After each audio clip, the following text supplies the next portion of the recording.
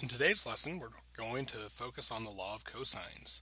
For our objectives, students will be able to derive the law of cosines and use it to solve triangles using SAS and SSS.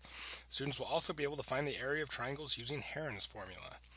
In your activator, we looked at some non-right triangles and we asked the question which of them could not be solved with the law of sines. We'll take a look at those in just a moment, but the thought is if you cannot solve it with the law of sines, we're going to need something else to be able to solve those triangles. And it turns out that we will be using what's known as the law of cosines. So in our instructional focus, we'll look at how we derive the law of cosines. We'll talk about solving triangles with the law of cosines, and then we'll move on to something called Heron's formula, which is another way in which we can determine the area of triangles. So going back to our activator, if you remember the law of sines said, if you had sine of A over A equals sine of B over B. Oh, let me fix that. Sine of B over B, which was equal to sine of angle C divided by side C. So in order for you to be able to solve for a triangle using the law of sines, you would need to have at least two angles and one side, and then you could solve for everything else. So for example, here, we could set something up with the sine of 81 over A equals the sine of 40 over 92, and then we could solve. We could find the third missing angle just by subtracting from 180, so that one definitely works. We can solve that one with the law of sines. So that's not one that we were looking for. We have a second one where we're given two angles in one side. If you're given two angles in a side, we just said that's definitely a law of sines problem, the one with the balloon. I'm given two angles, which means I can determine the third angle, and I have the side opposite, so therefore this is also law of sines. The other two, however, were given two sides and one angle, and it just so happens that that angle is between the two sides. So if I wanted to set something up, I cannot determine angles B or C. And across from the angle with 56 degrees, I don't know that side that's across, right? So if I were to set this up, I would say, sine 56 over A equals sine B over 23. Well, it just so happens when I do this, I have two unknowns. Because I have two unknowns, I'm unable to use the law of sines. So the triangle at the bottom left and the triangle at the bottom right, those are my two that I cannot solve using the law of sines. So I need something for those situations. And if we notice, these triangles have what we would call side angle side. Those are the pieces we're given where the angle is between the two sides. This is a scenario when we are unable to determine any other of the pieces. A third one that you could have where you wouldn't be able to determine anything is if I told you we had something like this where we had like 10, 12, and 8. If I gave you three sides and no angles, we would also not be able to use the law of sines.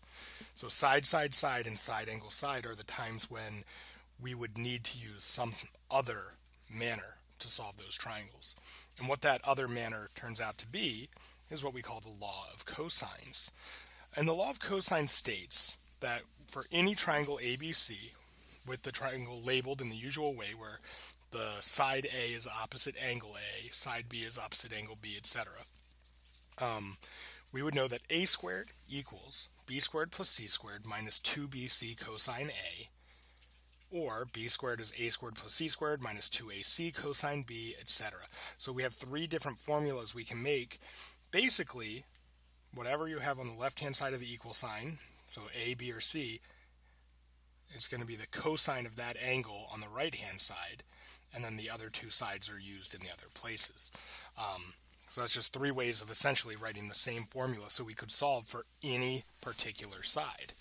The derivation of this law, all right, comes from taking a look at all the possible triangles, three different possible triangles that we could draw on our grid. And in doing so, we're able to come up with a few different equations for cosine of angle A, all right? The cosine of angle A in each of these, so let's take a look at the next side, is going to be x over b, for example. So let's go back and I'll show you where that comes from. X over b. So if I were to create a right triangle out of this. My x value is this one, b is my hypotenuse, so cosine of a is x over b. And that would be the same over here as well. Cosine of angle A is just going to be x over b, where this is my x value.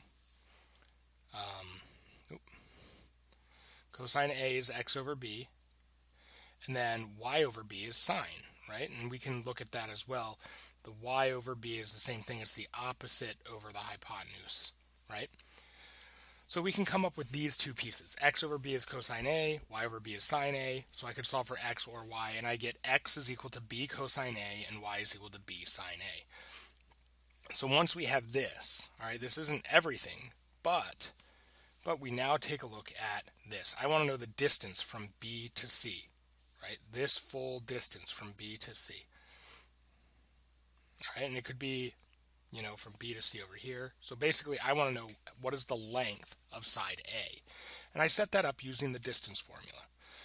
So I say that side A is equal to the square root of x minus c squared plus y minus 0 squared.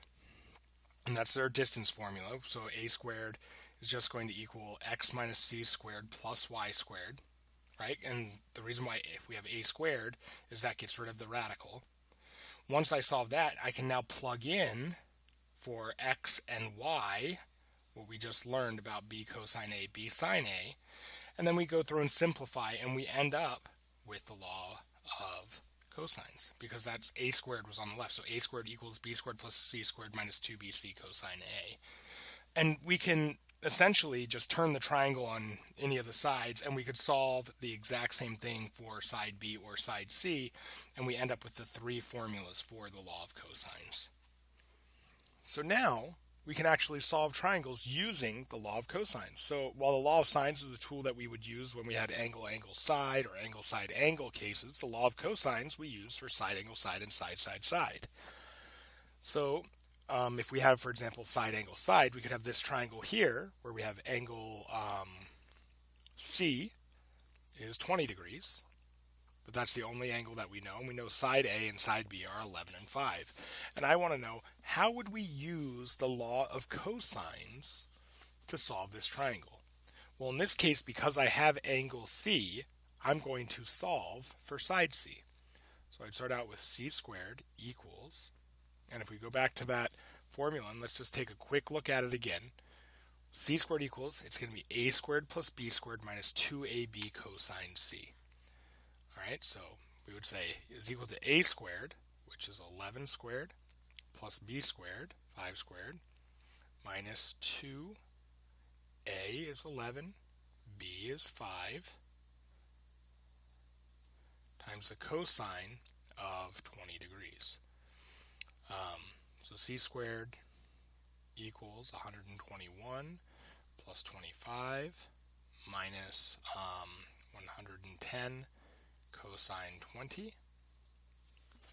C squared is now equal to 146 minus 110 cosine 20. I'm just going to plug that into my calculator to determine what c squared will have to equal.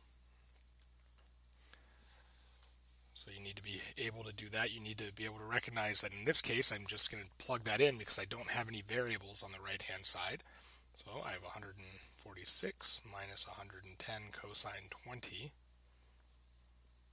That gives me about 42.6. So c squared equals 42.6. Then I take the square root of both sides, and I find that c is going to equal, once I take the square root, it equals about 6.5 units. So I was able to determine the value for side C, which is great. So now I have three different sides. But now I have one angle and three different sides. So now I could go ahead and, if I wanted to, I could solve for another one of the angles, all right, using the law of cosines. Or if I'm more comfortable with the law of sines, I could now set up an equation using the law of sines to decide the other. If I wanted to use the law of cosines, I could start out by saying, okay, I'm going to find angle A. Well, across from angle A, I have 11, right? So I would say 11 squared equals, And because I'm looking for angle A, I now have the other two sides. So 11 squared equals 5 squared plus 6.5 squared, because I have B and C, minus 2 times 5 times 6.5 times the cosine of angle C. So then I could just solve for everything and take the inverse cosine to get the value for C. I could have also set up the law of sines. Either way would work. I'm not going to go through all those steps. We can just take a look here at the full solution here, which is what they did first as well. They found that 6.5 for side C, and then they set it up just what we said with A squared, right? They went ahead and put all that in. They determined that angle A had to be 144.8, and then just knowing that they're 180 degrees in a triangle, they found the third angle by subtracting from 180, which is also fine.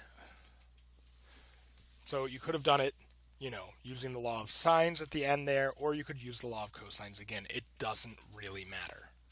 If you're given a triangle with 3 different sides and you don't know any of the angles, so side, side, side, in this scenario, you would go ahead and you would use the law of cosines for any of the angles that you wanted to find. If we wanted to find angle A, then the side across from it's 9, so we'd start out with 9 squared equals 5 squared plus 7 squared minus 2 times 5 times 7 times the cosine of angle A. You would then solve through, take the inverse cosine to find that angle.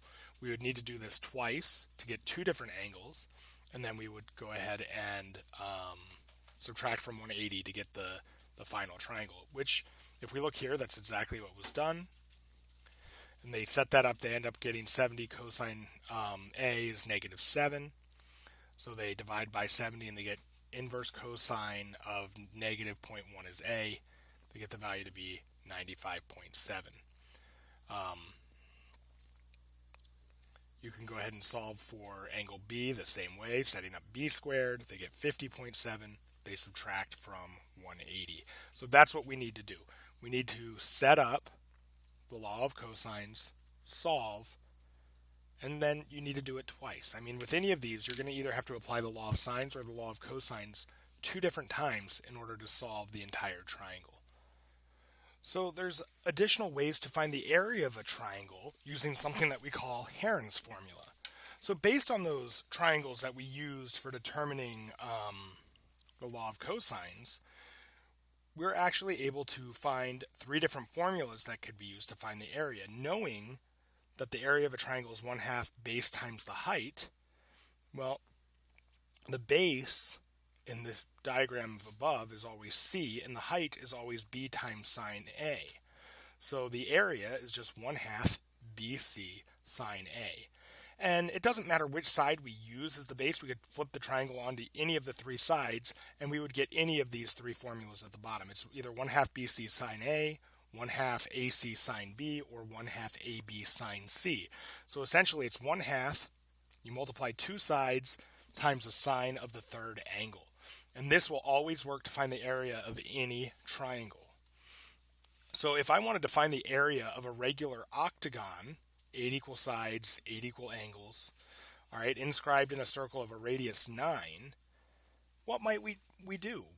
What could we do to do this? Well, if we know that the regular octagon has 8 different triangles, and they're all the same, we essentially only need to find the area of one of those triangles.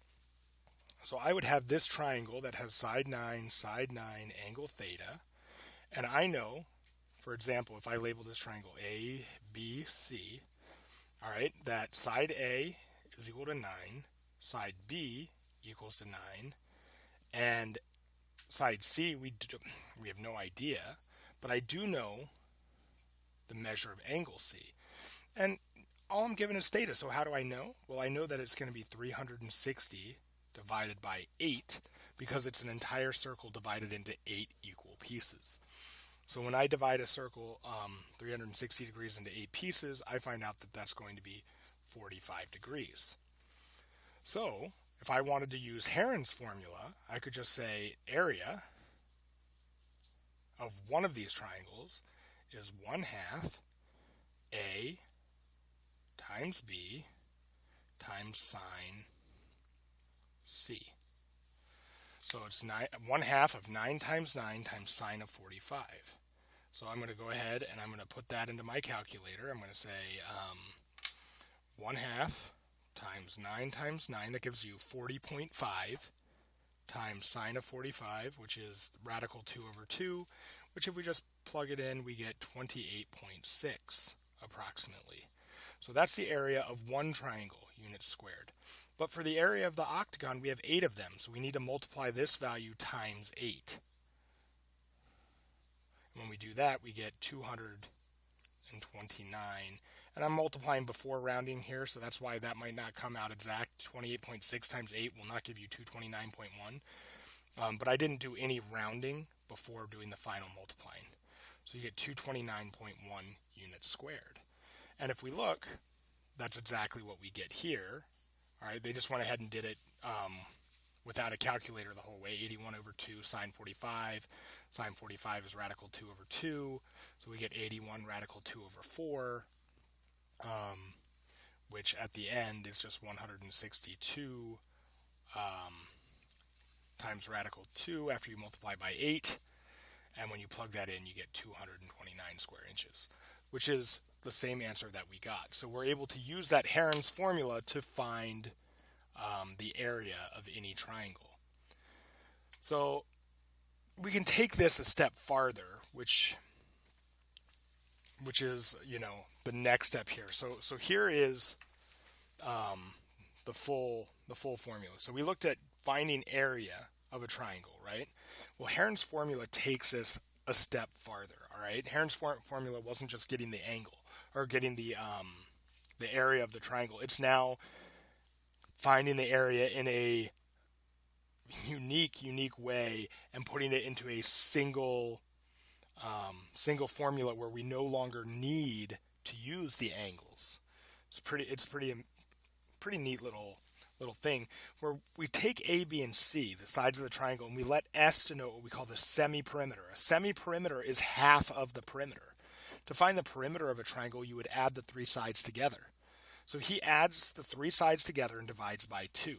That gives us the semi-perimeter. Then we're able to just say right off the bat, we know what the semi-perimeter is. We can say that the area is just the square root of the semi-perimeter times S minus A times S minus B times S minus C. Very straightforward. So if you know all 3 sides of a triangle and no angles, we can actually determine the area without knowing any of the angles. And the reason why this works is because any triangle with 3 sides, the angles will be fixed no matter what. You can't create a triangle with 3 fixed side lengths. You can't create 2 different versions, right? By side, side, side, we know that triangle is going to be the same no matter what. All right? So then we can actually take and we can apply it. So if I say, hey, here's a triangle with side lengths 13, 15, and 18, find the area. The first thing we do is we find the semi-perimeter. We add them all together. So we add these together. 13 plus 15 plus 18, it's 28, 38, 46. Therefore, S is equal to 23. So to find the area, we take the square root of 23 times, and we know the semi-perimeter is 23, so 23 minus 13 gives me 10. 23 minus 15 gives me 8. 23 minus 18 gives me 5. So it's the square root of 23 times 10 times 8 times 5. All right? So once again, I'm not going to reinvent the wheel. I'm just going to pull out my calculator, times 8 times 5. So I get the square root of 9,200. So when we multiply that out, we get 9,200. We take the square root, and we find that the area is equal to 95.9 units squared. All right, we look at the solution, and that's exactly what we get. So radical 9,200, or approximately 96 square units. So here's an example of a problem where we could apply the law of cosines. So if we think about a baseball diamond, the bases are 90 feet apart. We know each of the squares of that diamond, or each of the sides of the diamond are 90 feet. And the front edge of the pitcher's rubber is 60.5 feet from home plate. It's not necessarily the exact center. So if we wanted to find the distance from the center of the front edge of the pitcher's rubber, which is right here in the middle, point B, all the way over to the far corner of first base. We want to find that distance C. How would we go about doing it? Well, I know a couple things. First off, since this is a diamond, I know that that angle that goes right through the center is going to be 45 degrees. What I know that this distance is 90 feet, and I know that this distance is 60.5. So we can just set up a law of sines problem, right? We want to find C, so it's C squared equals, all right, it's going to be 60.5 squared plus 90 squared minus 2 times 60.5 times 90 cosine of angle C, which is 45. So we can set that up and simplify, and once we put all that in, we take the square root and we will get the value for C, which is what sets up here.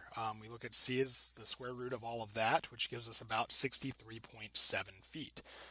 So we notice it's not the exact same distance from the pitcher's mound to home plate.